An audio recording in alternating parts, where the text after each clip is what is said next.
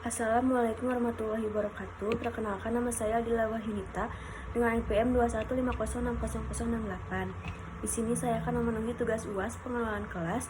Langsung saja kita mulai untuk soal yang pertama. Kelas yang telah saudara observasi, telah saudara amati mengenai berbagai masalah yang muncul pada siswa, baik individu maupun kelompok. Jelaskan jenis masalah mana yang ada di kelas tersebut, serta pendapat saudara dalam mengatasi masalah tersebut. Kemudian, bagaimana prosedur preventif yang baiknya guru lakukan agar tidak muncul kembali. Yang pertama, ada masalah individu atau perorangan.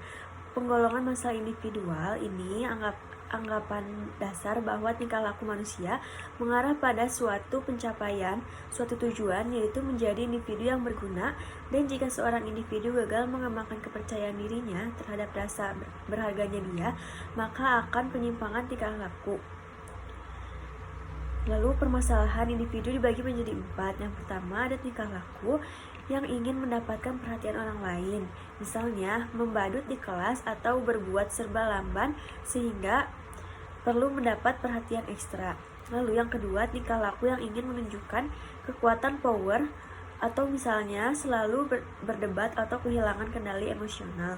Lalu yang ketiga, tingkah laku yang bertujuan menyakiti orang lain, misalnya mengejek dan mengolok-olok. Lalu yang terakhir, ada peragaan ketidakmampuan, yaitu dalam bentuk sama sekali menolak untuk mencoba melakukan apapun karena yakin bahwa hanya kegagalannya yang menjadi bagiannya. Lalu yang kedua, ada masalah kelompok. Dalam kelas terkadang juga terdapat masalah kelompok, seperti kurang adanya kerja sama antara siswa, kurang mampu dalam tugas-tugas kelompok, dan kurangnya memperhatikan lingkungan kelompok.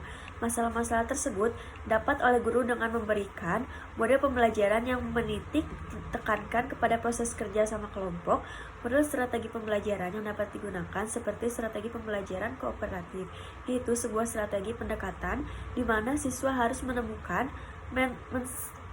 mentransformasikan, dan memeriksa informasi yang ada secara kompleks. Lalu pembelajaran kooperatif menggalakkan siswa berinteraksi secara aktif dan positif dalam kelompok, dan strategi pembelajaran ini hendaknya mengkondisikan dan memberikan dorongan untuk dapat mengoptimalkan dan membangkitkan potensi siswa dan membutuhkan kreativitas anak. Lalu soal yang nomor 2, penataan kelas secara fisik yang telah dilakukan oleh guru kelas tentunya sangat menunjang pembelajaran. Mohon jelaskan pengaturan tempat duduk serta kursi yang digunakan pada kelas yang diobservasi menggunakan pola duduk apa, serta berikan saran terhadap pengaturan kelas tersebut sehingga lebih nyaman dan lebih baik. Di kelas, guru mengatur meja dan kursi siswa dengan secara belajar menghadap papan tulis dikarenakan ruang kelas berbentuk persegi panjang dan kurang luas, sehingga penataan duduk pun diisi bagian sampingnya, yang bertujuan agar fokus siswa tidak berbagi-bagi dan guru dapat mengkontrol kelasnya dengan baik.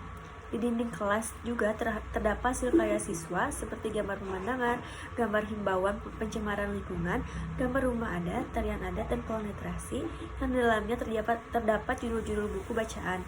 Sirkulasi udara dan cahaya yang masuk ke kelas sudah cukup baik dikarenakan siswa yang terdapat dalam kelas tersebut tidak terlalu banyak.